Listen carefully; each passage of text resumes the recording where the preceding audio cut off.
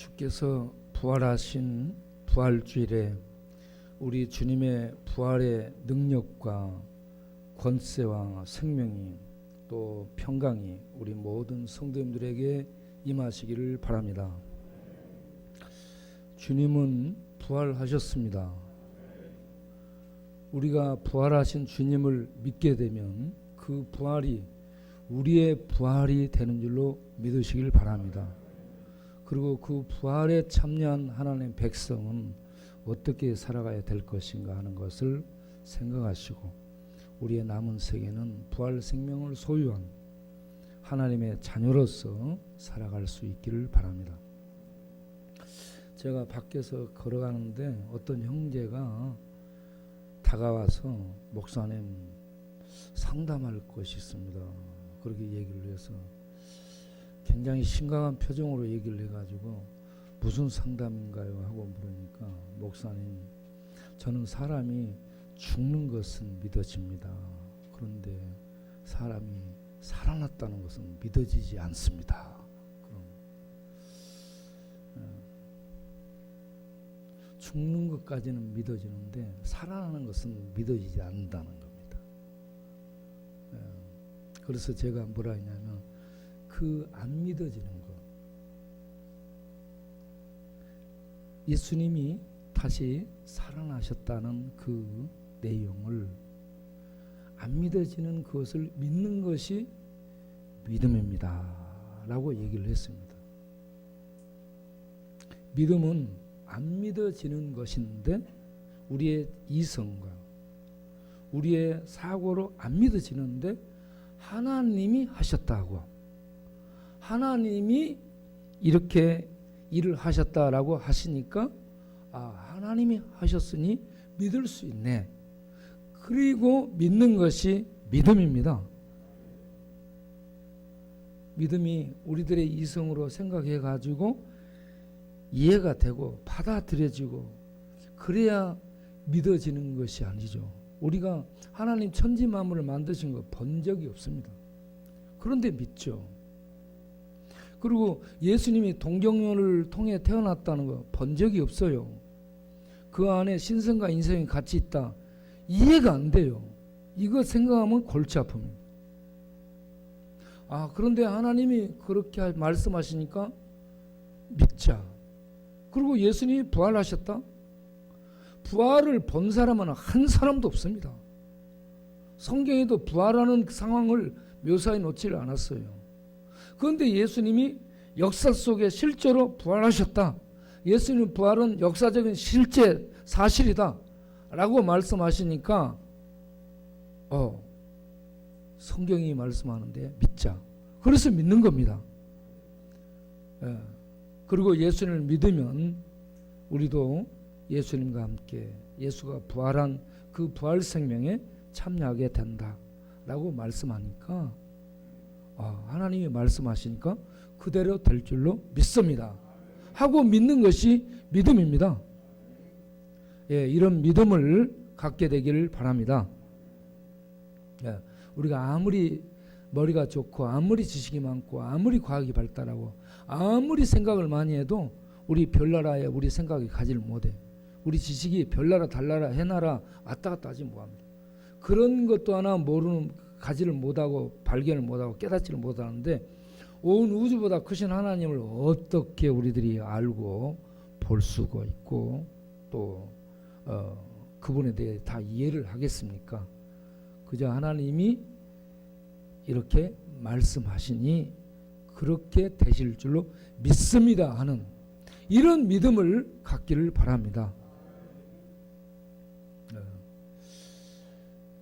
오늘 우리가 읽은 이 말씀은 예수님이 죽으시고 무덤 속에 이제 장사 지낸 바 되었습니다. 그리고 공권력을 동원해서 사내들인 공권력을 동원해서 그곳을 입구를 무덤 입구를 큰 돌로 막았습니다. 그리고 임봉을 했습니다. 그리고 사내들인 이 휘하에 있는 병사들, 경비병들이 거기에서 남아서 지키고 있습니다. 그런데 안식일이 지나고 이 부활하는 주일 아침에 여자분들이 예수님께 시체에 향품을 바르기 위해서 출동했습니다. 거기에 남자들이 동행하는 사람이 한 사람도 없어요. 그래서 이걸 보게 되면 위기를 만나거나 어려움을 당하면 남자들은 도망가기에 바빠요. 평소에는 큰소리 빵빵 치는데 위기 만나면 어떻게 돼요? 예, 남자들은 도망가고 없어요. 예. 그런데 여자분들은 그런 때도 이렇게 예수님을 향해서 무덤을 향해 가고 있습니다. 그런데 그때 천사가 내려왔어요. 하늘에서 천사가 내려왔는데 그 얼굴이 번갯빛처럼 빛납니다. 거룩한 하나님의 그 거룩을 담고 있기 때문에 빛나고 있고요. 하얀 옷을 입었다라고 얘기합니다. 그런데 이 천사가 내려오고 그리고 돌이 임봉됐던 돌을 천사가 굴려내고 그런 사이에 거기에 경비하고 있던 지키고 있던 병사들이 어떻게 됐을까요? 놀래가지고 거의 죽은 것 같이 쓰러졌다라고 얘기합니다. 혼비백산했을 줄로 압니다. 그리고 예수님이 부활하시게 되는 그때에 지진이 일어났습니다. 지진이 일어났기 때문에 지축이 흔들리고 이게 왜 그러지? 지축이 흔들리고 천사가 내려와서 이거 돌을 굴려놓고 천사를 보니 빛나고 거기에 지키고 있던 사람들이 넋이 나갔으라고 봅니다. 그런 상황에서 여제자들이 다가갔죠.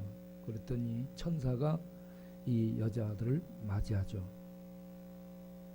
천사를 보게 되니까 그 여자들도 역시 기절할 만큼 놀라게 됩니다. 그래서 두려워 떨죠. 사람들이 신비한 영적 어떤 신비로운 그런 곳을 가게 되거나 그런 신비를 만나게 되면 긴장하게 되고 외경심이 생기고 두려워지게 됩니다. 천사만 봐도 이와 같이 사람들이 쓰러지고 두려움을 갖게 됩니다. 형상이 다르거든요. 사람들과. 그런 상황에서 이 천사가 여자들에게 무서워하지 말아라, 두려워하지 말아라 라고 얘기를 합니다. 그리고 너희들이 십자가에 못 박힌 예수를 찾는 줄 안다. 그런데 그가 여기 계시지 않고 살아나셨다. 할렐루야. 예. 빈 무덤이 예수님의 살아나심을 증거하고 그리고 천사가 증거하고 있고요. 그리고 좀 더 나가면 예수님이 직접 여자들을 만납니다. 부활하신 예수님이 직접 만나서 신령한 부활체로 그들을 만납니다. 분명히 신령한 영체인데 몸이 있습니다. 부활한 이 몸의 특성을 보여주고 있습니다. 그래서 이와 같이 본문에서 보면은 천사가 얘기하고 또 빈 무덤이 얘기해주고 있고 그리고 예수님이 직접 나타나셔서 말씀해주고 있습니다. 이와 같이 예수님의 부활은 역사 속에 실제 일어난 사건임을 믿으시기 바랍니다. 그런데 유대의 사내들인 공권력을 가지고 있던 제사장, 서기관, 바리새인, 장로들은 이 경비병들이 혼비백산했다가 이제 가서 보고해야 되겠다 해서 찾아가서 보고를 했어요. 이러고 이랬다고 그러니까 이게 큰일 났거든. 예? 이게 틀림없이 부활한 거예요. 자기네들이 볼 때에. 그런데 걔들은 이걸 정치적으로 막습니다. 예. 정치적으로 술수를 쓰는데 뭘로 이걸 막아요? 돈으로 막습니다. 돈으로 입을 막아요. 어느 시대나 정치 권력은 돈을 가지고 주물렀다 하는 것을 볼 수가 있습니다. 그 경비병들에게 돈을 얼마를 줬는지 모르겠어요. 예. 돈을 얼마나 줬는지, 걔들이 그 돈 받아가지고 어떻게 잘 썼는지, 아니면 가서 술 진탕 마셨는지 모르겠어요. 예. 걔들에게 야, 돈을 주면서 내 말 잘 들어, 너희들 이렇게 하란 말이야. 사람들이 어떻게 내가 물어볼 텐데, 그러면 그의 제자들이 밤중에 와서 시체를 도둑질을 갔다. 예수님 부활한 것이 아니고 그 제자들이 와서 밤중에 우리가 자는 사이에 도둑질에 가버렸다. 깨어나서 보니까 이게 뭐 무덤이 돌이 옮겨져 있고 무덤이 비어 있더라. 이렇게 제자들이 시체를 도둑질에 간 곳으로 이렇게 소문을 퍼뜨려라 라고 해서, 걔들은 그쪽에 현장에 거기 있던 증인들이기 때문에 현장에 있던 사람들이 그렇게 얘기하니까 이 거짓말이 그대로 퍼지게 됐더라라고 합니다. 예수님의 부활은 여러분 사실이 아니에요? 사실이죠. 사실인데 그때 당시에 유대주의자들이, 유대의 율법 선생들이, 권력기관에 종사하는 권력자들이, 유대의 정치, 경제, 교육 이런 모든 것을 지배하고 다스렸던 이러한 지도자들이 돈 가지고 권력을 이용해서 거짓을 퍼뜨렸습니다.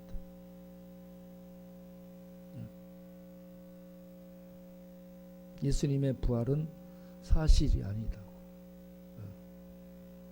이렇게 퍼뜨리니 사람들이 그걸 믿겠냐 이거예요.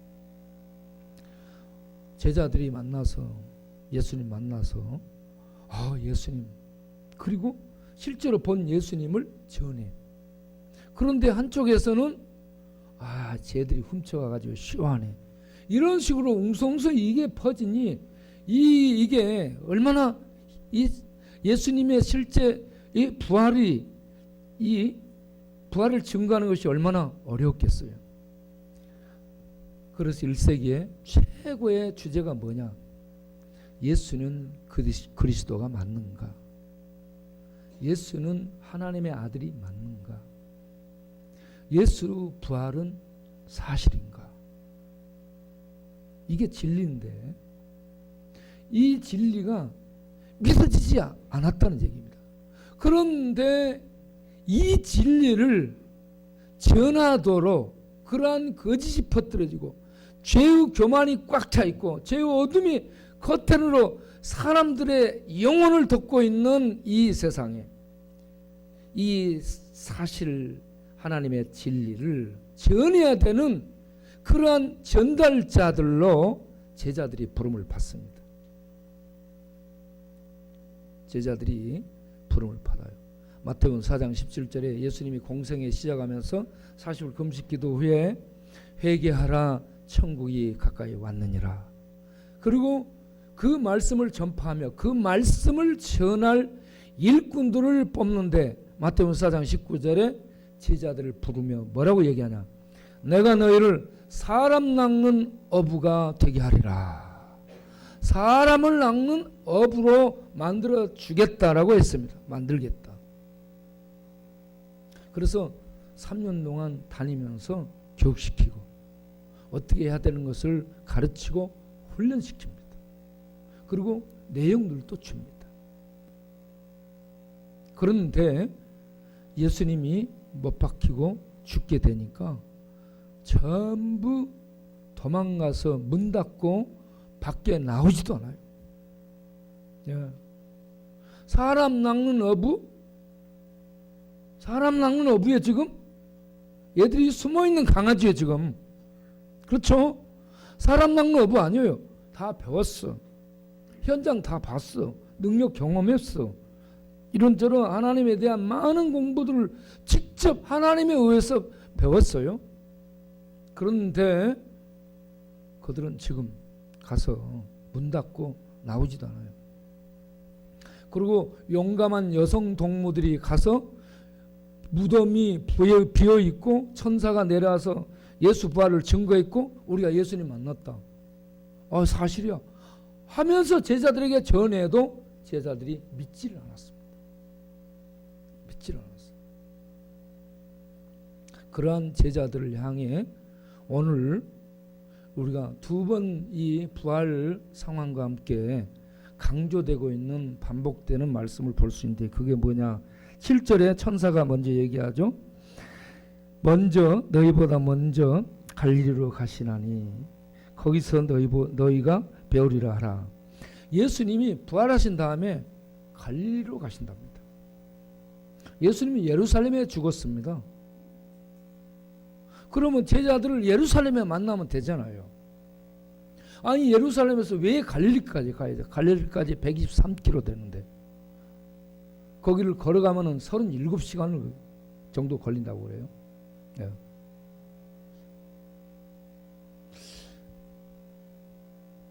안 해봐서 모르겠는데 누가 그렇게 해놨더라고. 나는 얼마나 될까, 얼마나 걸릴까 확인을 해보니까 123km, 37시간 정도 이렇게 가요.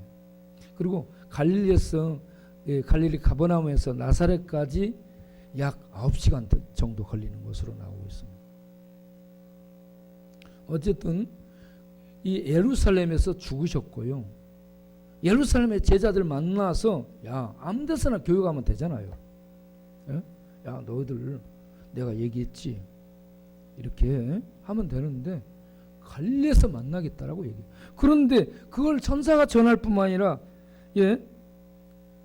10절에 보게 되면 예수님이 직접 나타나셔서 역시 무서워하지 말라 가서 내 형제들에게 갈릴리로 가라라. 거기서 만나겠다라고 얘기해요. 부활하시고 이 큰 부활, 이 부활보다 인류 역사에 위대하고 큰 일이 어디 있습니까? 부활이 뭐예요, 여러분? 부활이 죽음의 세력을 파괴하고 죽음의 세력을 찢어버리고 그리고 하나님의 참 생명의 모습을 보여준 사건이 부활이죠. 그러면 하나님의 실존이 보여주신 것이고 하나님이 실제로 사시는 생명의 신이시라는 것을 부활로서 입증해 주신 사건이 부활입니다. 이런 하나님의 생명의 현현, 하나님의 생명의 참모습을 보여주는 이 부활보다 인류 역사 속에 큰 일이 어디 있어요? 이 위대한 큰 일이 예수님을 통해서 실제로 일어났는데 그러면 그 제자들을 감난산에 불러가지고 상기도 시킨 다음에 어떻게 보내든지 그래야지. 그들을 갈릴리에서 만나겠다는 거예요. 그래서 부활, 갈릴리. 왜 갈릴리에서 만날까? 생각을 했습니다. 생각을 해보니까 그들이 사람 낚는 어부로 교육을 받고 사람 낚는 어부로 부름을 받았습니다. 사람을 낚아야 되는데 제자들이 이 예수님이 죽어버리고 무덤에 묻히니까 이 뇌가 이 공백이 생긴 거예요. 멍해져 버린 거예요. 뭘 어떻게 해야 될 줄 모르는 거예요. 배웠던 것, 실습했던 것, 이런저런 말씀들 이게 다 날아가 버린 거예요. 어찌할 바를 모르고 그들은 두려움 속에 빠져버린 겁니다. 그래서 예수님이 이 여제자들에게 나타났을 뿐만 아니라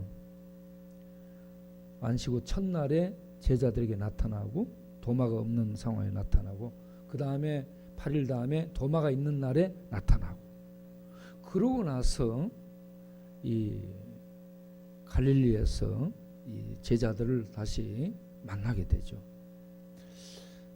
그게 이제 요한복음 21장의 내용인데 요한복음 21장을 보게 되면 제자들이 갈릴리에서 만난 데서 갈릴리로 갔어요. 갈릴리로 가가지고 고기를 잡으러 나갑니다. 21장 5절 보면은 그들이 고기를 잡았어요. 그런데 고기를 못 잡았어요. 그런데 그때에 누가 얘들아 너희에게 고기가 있느냐 하고 물어요. 없습니다. 그러니까 그물을 오른편에 던져라 해가지고 그물을 던졌어요. 그랬더니 고기가 많이 잡혔어요. 그 상황을 보고 주님의 사랑하는 제자 요한이 주님이시다. 주님이시네. 예. 그렇게 얘기하니까 베드로가 정신이 번쩍 들어가지고 이 옷 벗고 일하고 또 옷을 주섬 딱 입고는 물 속으로 그냥 뛰어내립니다. 이 베드로는 어디서든지 덤벙거리고 특히 대단한 이 열성 있는 반면에 아주 이렇게 이 책임지지 못할 말도 막 남발하고 덤벙거리고 좀 누가 없이단 것 같은데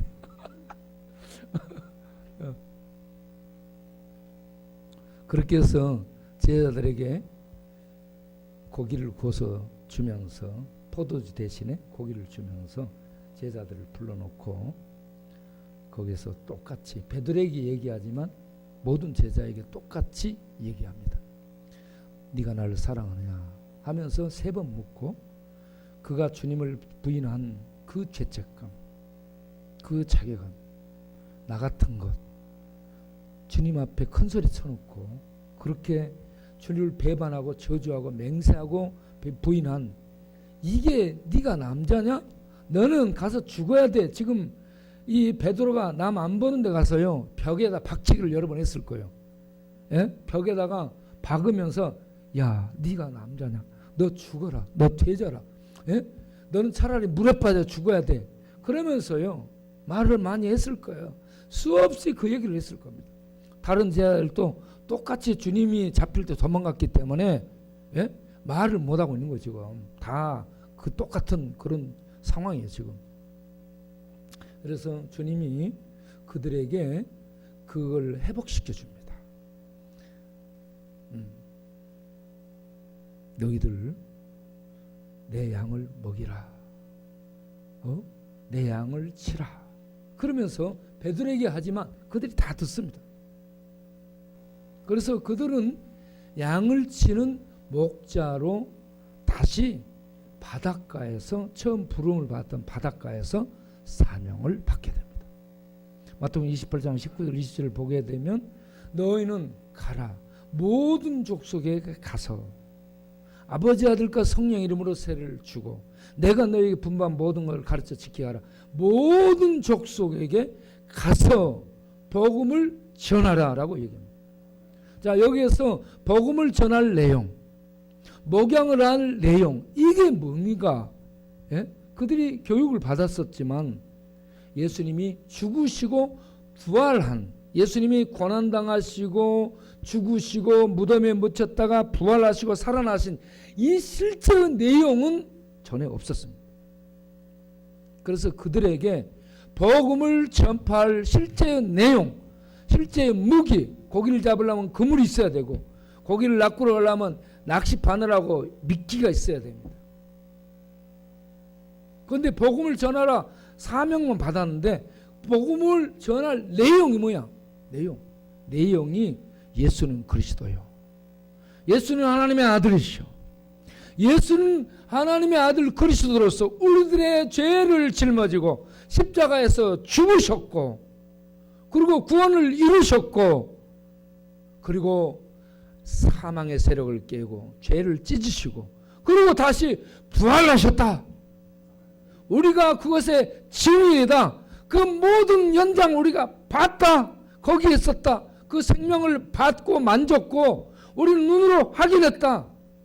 이 내용을 그들이 갖고 전하러 나가는 어부, 사람 낚는 어부로 다시 세움을 입도록 하기 위해서 갈릴리로 부르셨다 하는 말씀입니다.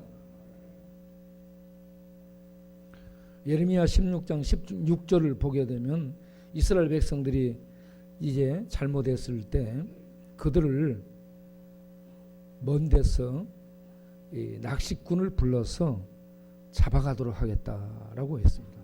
사냥꾼을 불러서 바위 틈에 숨어 있어도 사냥에 가겠다라고 얘기합니다.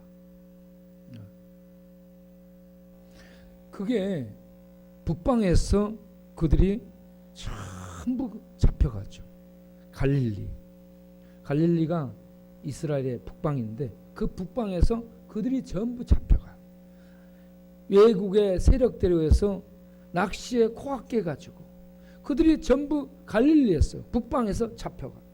북방에 잡혀간 그곳에서 다시 하나님은 사람 낚는 어부들을 십자가의 낚시, 십자가의 도구, 십자가 부활의 이 능력들 내용을 가지고 천지사방에 흩어져 버린 백성들을 불러들이는 사람 낚는 낚시꾼이 되는 이 어부가 되는 일을 거기서 다시 사명을 주고 있다.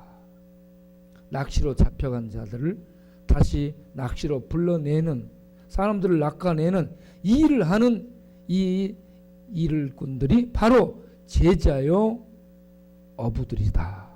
할렐루야. 그래서 부활한 다음에 바빠요. 40일 동안 계시는데 40일 동안 계시면서 하나님 나라에 대해서 한 10번 정도 제자들이 나타나서 말씀하시는데 갈릴리에서 만나가지고 그들에게 사명을 다시 주고 있다. 그런 다음에 그들은 거기에서 예수님이 너희는 몇 날이 못 돼서 아버지 약속한 것을 받아야 되니까 가서 기도하라 해가지고 예루살렘으로 다시 돌아옵니다. 예루살렘을 갈릴리를 갔다가 다시 돌아와가지고 갈릴리에서 사도행전 1장 4절 5절을 보게 되면 아버지의 약속하신 것을 기다리라 했죠. 그 다음에 14절에 가서 보게 되면 그들이 모여서 전적으로 기도를 하고 있죠. 그렇게 해서 사도행전 2장 1절부터 보게 되면 오순절 날이 돼가지고 하나님의 성령이 그들에게 부어지게 되고 하나님의 약속한 것들이 약속하신 성령이 부어져서 그들에게 충만히 임하게 되고 약속하신 성령이 부어지게 되니까 그들에게 뭐가 임해요? 능력이 임했습니다. 능력이 임했어요. 훈련은 받았고 지식이 있고 내용이 주어졌어. 예수의 십자가와 부활의 내용이 주어졌어. 그런데 이거 두려워서 못 전해요. 그런데 이 하나님의 능력이 임하게 되니까 그들이 일어나게 된 겁니다. 이 하나님의 능력이 어떤 거예요? 바위가 터트려지고요. 네? 무덤이 깨지고 터지고요. 그리고 이 지진이 일어나서 이 무덤에 있던 이 예수님이 살아난 이런 하나님의 능력이 바로 제자들, 기도했던 제자들이 성령과 함께 임했다라는 말씀입니다.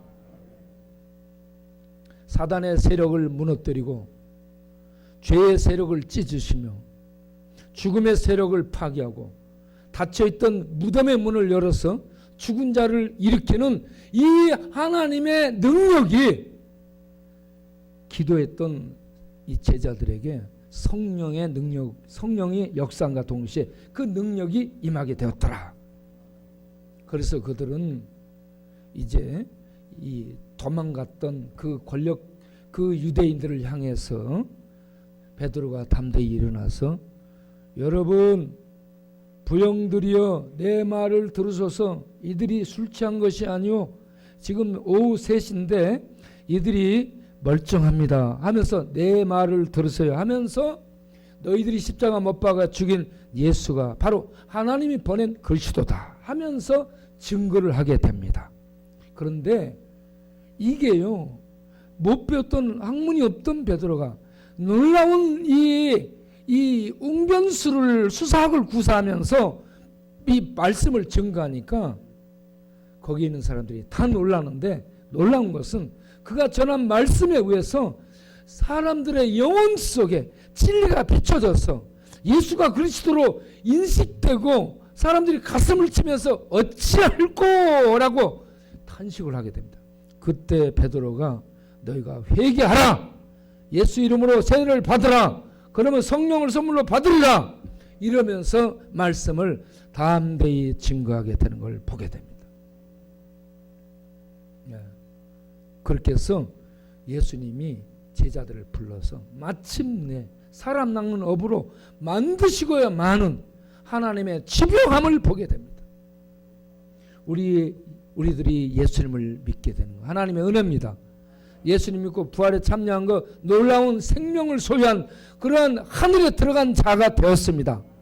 그러한 우리들을, 제자들을 사람 낚는 업으로 만들어서 내보내신 것처럼 우리들도 하나님이 부르셔서 온 세상에 이 주의 십자가의 구원과 주의 이 부활의 생명의 모습을 온 세상에 증거하도록 우리를 동일하게 파송하고 있음을 믿으시기 바랍니다. 예수님 믿고 안방에만 있으면 안 돼요. 안방에 있으면 안 됩니다. 하나님의 부활 생명은 우리 안에서 활동을 하죠. 종교인들은 인간적인 이 발상에서부터 비롯됐기 때문에 종교적인 어떤 것들을 해야 돼. 우리는 종교인이 아닙니다. 하나님의 생명, 죄가 찢어지고 죽음을 파괴하고 영원히 사는 하나님의 불의 생명, 진리의 생명, 영생의 생명을 예수를 통해 얻게 됐습니다. 이게 부활에 참여한 거죠. 부활 생명이 죽은 다음에 가는 것이 아니고 지금 현재 우리들이 소유했고 현재 누리고 있고 현재 그 생명을 살고 있는 겁니다. 그 생명을 살다가 우리 모두 하나님의 나라에 들어가게 되는 하나님의 자녀요, 하나님의 통치받는 백성들이지 않습니까? 그러면 우리들이요, 일어서서 제자들이 처음에는 이렇게 무서워했지만 성령의 능력이 임하고 나니까 그들이요, 주와 함께 우리도 죽으러 가자라고 했었죠. 그런데 너희들이 지금은 뭐하지만 나중에는 하리라 했는데 성령의 능력이 임하니까 그들이요, 이 땅의 가장 무서운 세력이 죽음의 세력이 지배하는데 죽음의 세력을 무서워하지 않고 담대히 전 세계로 전진을 합니다. 그래서 온 세상에 복음을 전해서 온 세상 천지 사방에서 예수를 그리스도로 하나님으로 고백하고 믿어 교회들이 일어나게 하고 교회가 계속해서 이와 같이 복음을 전해서 이 영혼을 낚아들이는, 영혼을 구원해내는 이러한 어부의 사명을 교회가 수행하도록 하고 있다는 얘기입니다. 우리가 바깥에서 지금 배식을 하면서 거기에 줄 선 사람들에게 복음을 전하려고 애를 쓰죠. 그런데 그것에 복음을 전하면서 야, 도대체 어떻게 이들이 분포가 됐을까? 박규영 권사님 통해 가지고 이걸 좀 조사합시다 해서 조사해 보니 50%는 약간 믿음을 갖고, 그리고 이 20%는 거의 이 불신이 강하고, 그리고 한 30%는 믿지 않지만 그래도 약간 가능성을 보이는 이런 상황이에요. 그래서 이들에게 매번 전도지를 만들어서 나눠줘야 되겠다. 전도지를 교육을 시켜야 되겠다는 생각이 들었습니다. 그래서 전도지를 만들어서 간단하게라도 이렇게 매일같이 나눠주는 일을 하면서 매일 전도를 하면서 매일 나눠주고 기도하는 이런 일을 하게 되면 하나님의 성령의 역사가 나타나지 않겠는가, 이런 생각을 했습니다. 제가 어제 밤새 이승만의 책을 읽었습니다. 이승만 책을 읽었는데 제가 왜 이승만 책을 읽었냐면 4월 달에는 이 많은 이 아픈 일들이 있습니다. 4월 14일 타이타닉이 무너지고 4월 16일 세월호가 빠져 죽고 4월 19일 학생의거가 일어나고 4월 26일 이승만 정권에 대해서 하야가 하라에서 이승만 대통령이 하야를 선언하고 27일 하야를 하게 되고 4월 29일 히틀러가 그 부인하고 결혼을 하죠. 그러고 나서 30일 자살합니다. 이승만 정권이 무너지고 히틀러 나치가 무너지게 됩니다. 그리고 세월호가 무너지고 또 타이타닉이 무너집니다. 그리고 4월 9일 날 기원전 586년 4월 9일에 유대가 이 바벨론에 항복을 하게 되고 무너집니다. 그리고 예수님이 십자가에 못 박혀 죽은 게 4월이 많아요. 그런데 이 4월이 또 희망이 있는 게 뭐냐? 이렇게 이 어려운 그러한 때에 1885년 4월 5일에 언더우드 아펜젤러가 인천 제물방에 복음을 들고 들어왔다는 것. 이것이 우리나라의 희망이었습니다. 그들에 의해서 아펜젤러 그 학당에서 이승만이 공부를 하게 됩니다. 공부를 하게 되는데 하나님 잘 믿지 못하게 되죠. 그러다가 고종한계 폐위하는 사건에 의화단에 가입을 하고 그것이 미리 발견이 돼가지고 그게 잡혀 들어가게 되는데 도망다니다 18일 만에 잡히게 되죠. 그래서 한성 감옥에 들어갔는데 탈출하다 다시 잡혀가지고 사형을 언도받습니다. 24살에 사형을 언도받고 한성 감옥에 들어가서 이제 감옥 생활을 하게 되는데 10kg 정도 칼을 쓰고 수갑을 손에 채우고 발에 족쇄 채우고 그리고 사람들이 앉아있는 게 0.26평 정도 이 한 평도 아니에요. 0.26평 정도 앉아있는 자체에 이렇게 옆에 사람이 닿고 그래요. 그런 방에 이렇게 따닥따닥 이 어물전에 고기처럼 이렇게 누워있고 그런 모습으로 이렇게 앉아있는 때에 가장 힘든 게 뭐였냐? 앉아있을 때 하루에 5분 풀어놓는답니다. 소금국에다가 돌 많은 밥 주고요. 그렇게 해서 하루에 2끼 주는데 그걸 먹으면서 버티는데 빈대가 밤에는 나타나가지고 꼼짝 못하고 있으니까 빈대가 이 물면요 미쳐버린다는 거예요. 여러분 좀 물고 받으면 얼마나 힘들어요? 그런데 빈대가 그냥 빨갛게 이렇게 이 빈대는 빨아먹으면 빨개지고 이렇게 배가 뽕뽕해지잖아요. 예. 그렇게 모든 것들이 몸에 달라붙어 그런 것들을 이렇게 당하고 있는 이게 너무 힘들었다는 거예요. 예.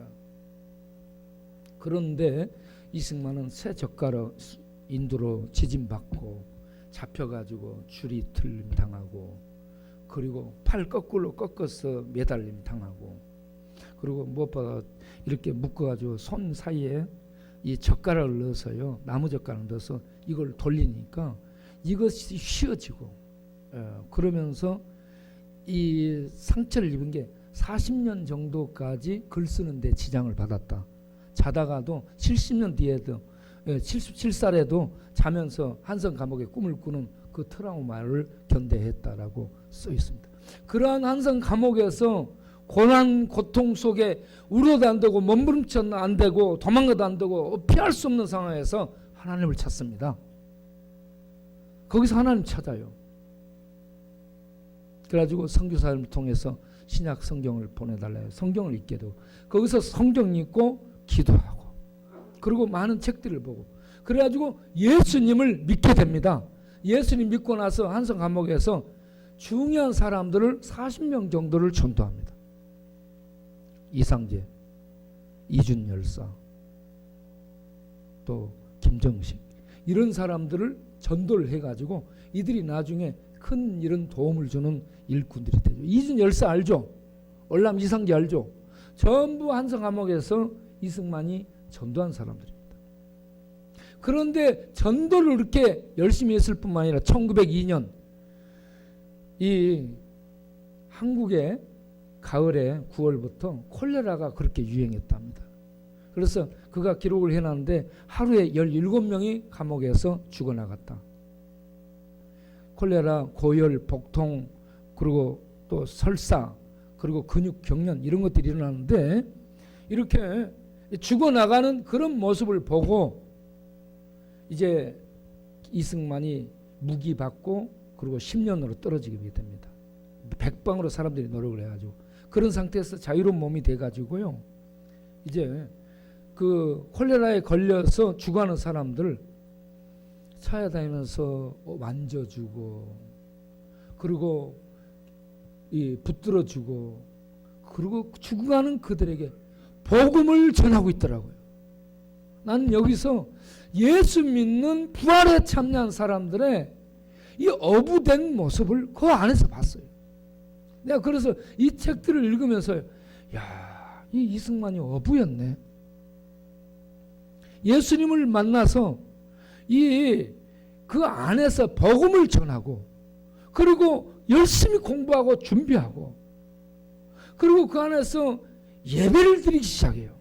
그래서 그 안에 있는 사람들이 막 죽어나가고 희망이 없고 그런 상황이지만 예배를 드릴 때 모든 두려움도 모든 근심도 벗어버린 천국의 평안을 그들이 누리게 되었다. 감옥이 복당이 되었다 라고 얘기해요.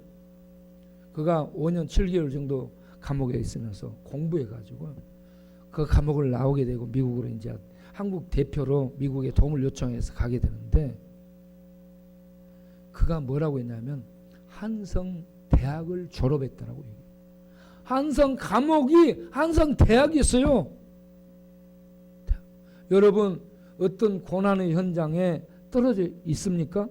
거기서 하나님을 부르고 주님을 찾아서 주님을 만나는 은혜가 있길 바랍니다. 그러면 그 고난이 놀라운 축복이 되게 될 줄로 믿습니다. 그리고 그 예수를 믿고 고난 속에 연단 받게 되잖아요. 하나님이 위대하게 쓰는 겁니다. 참 믿음의 사람인데 그 부하 이 누구 있잖아요. 그 같은 이씨인데 그 사람 때문에 맡겨놨다가 망한 거예요. 나이 들어가시고. 예. 그래서 참 그것이 이제 제가 그 시카고에 가가지고요.